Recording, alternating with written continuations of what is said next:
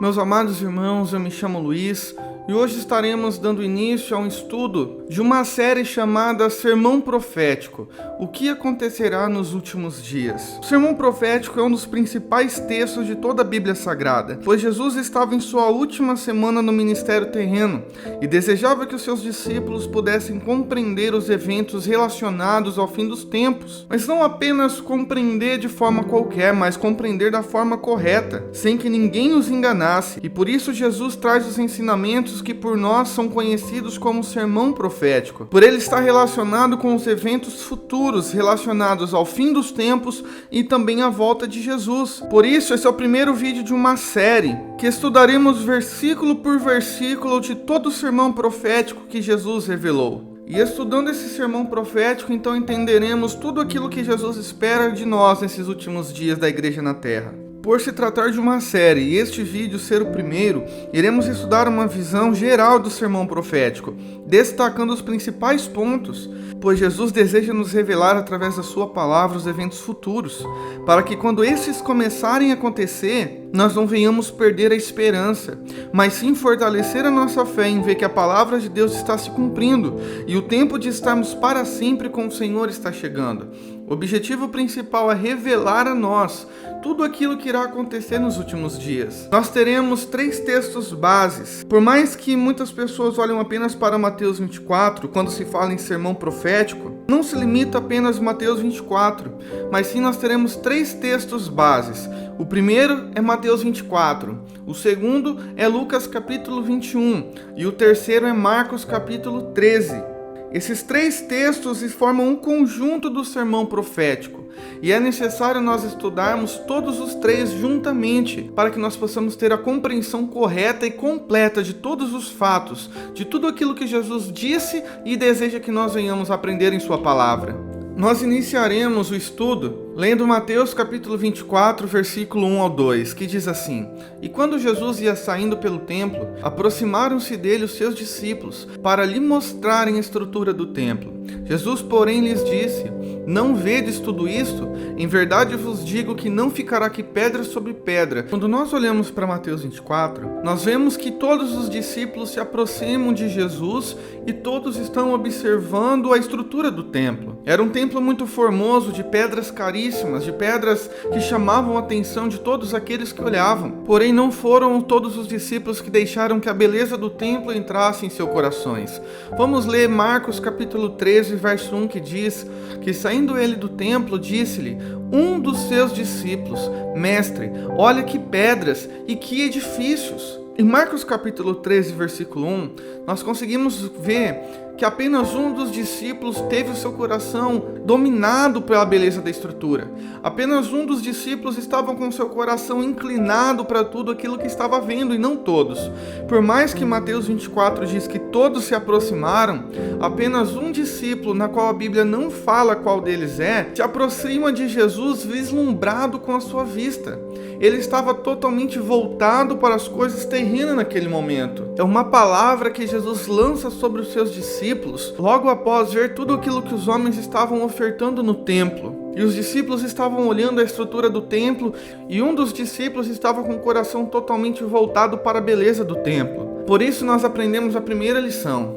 Em primeiro lugar, esses sinais do sermão profético são sinais de aviso, para que estejamos preparados para nos encontrarmos com Cristo. Tudo aquilo que nós iremos estudar nessa série de estudos bíblicos, estaremos trazendo a esperança que o nosso lugar não é nessa terra. Nós temos uma viva esperança, e essa viva esperança é a volta de Cristo. Os sinais que Jesus nos afirmou que irão acontecer sobre a terra são alertas que o tempo está próximo de sermos resgatados. O nosso lugar não é nessa terra.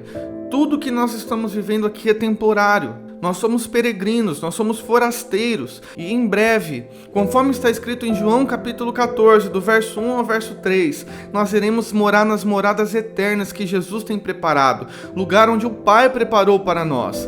Em segundo lugar, para entender o sermão profético, nós precisamos entender também a importância do Monte das Oliveiras. Em Mateus capítulo 24, versículo 3, vai revelar onde Jesus estava.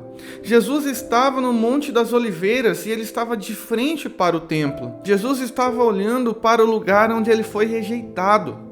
onde ele veio para os seus e os seus o rejeitaram. Quando Jesus sobe ao Monte das Oliveiras e fica de frente para o templo, isso serve de mais um alerta que a presença do Senhor sairia do meio de Israel. Quando Jesus sobe o Monte das Oliveiras e ele fica olhando para o templo, isso é um sinal que a presença do Senhor sairia do meio de Israel, pois foi exatamente o que aconteceu em Ezequiel capítulo 11, versículo 23. Nós vemos nesse texto a glória de Deus saindo do meio do povo de Israel. A glória de Deus sai do templo do Antigo Testamento e começa pouco a pouco sair do meio do povo de Israel até chegar no Monte das Oliveiras. Foi o lugar onde a presença do Senhor saiu de Jerusalém nos dias do profeta Ezequiel. Jesus estava novamente se posicionando da mesma forma que a glória de Deus se posicionou no Antigo Testamento. Jesus estando em cima do Monte das Oliveiras, olhando para o templo, é um sinal que ele está revelando tudo aquilo de ruim que irá acontecer com Israel quando a presença de Deus sai da vida dele. Jesus foi enviado para salvar Israel, mas Israel o crucificou. Israel rejeitou Jesus como seu Salvador, como o Messias prometido. E eles iriam pagar um grande preço por causa disso. Jesus estava no mesmo lugar que a glória de Deus ficou quando saiu do templo de Jerusalém. Por isso a importância de mostrarmos mais um fato a respeito do Monte das Oliveiras.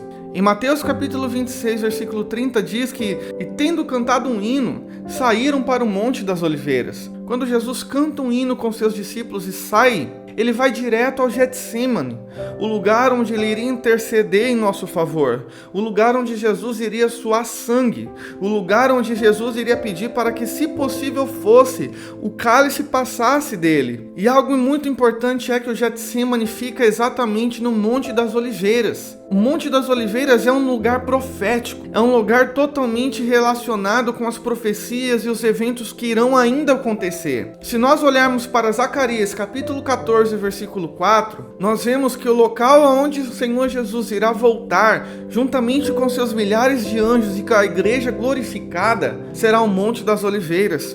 Veja o que Zacarias 14:4 diz: e naquele dia estarão seus pés sobre o Monte das Oliveiras, que está de fronte de Jerusalém para o oriente, e o Monte das Oliveiras será fendido pelo meio, para o oriente e para o ocidente, e haverá um vale muito grande, e metade do monte se apartará para o norte, e a outra metade para o sul.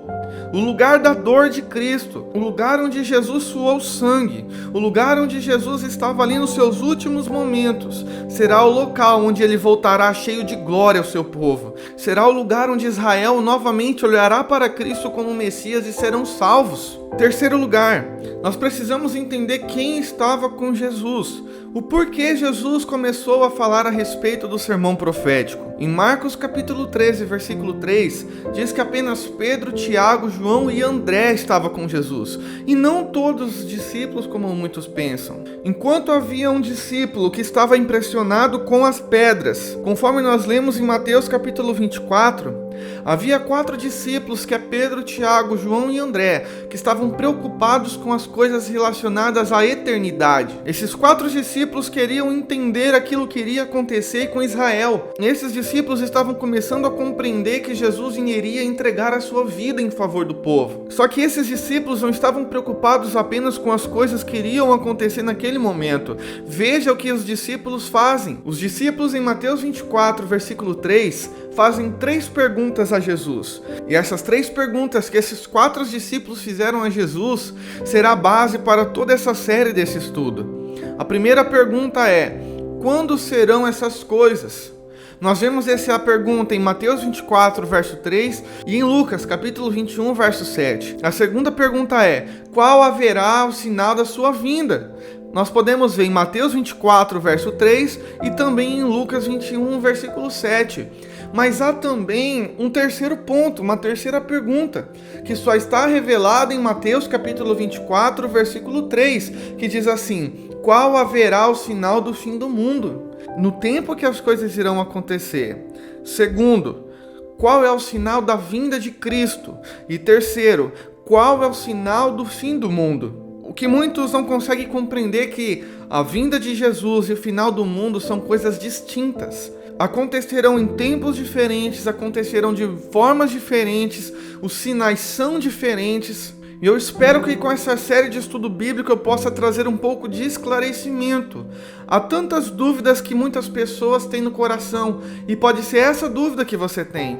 Por isso, não perca os próximos vídeos. Se inscreva no canal, nós temos vídeos novos todos os dias às 19h45. Que Deus abençoe a sua vida em nome de Jesus.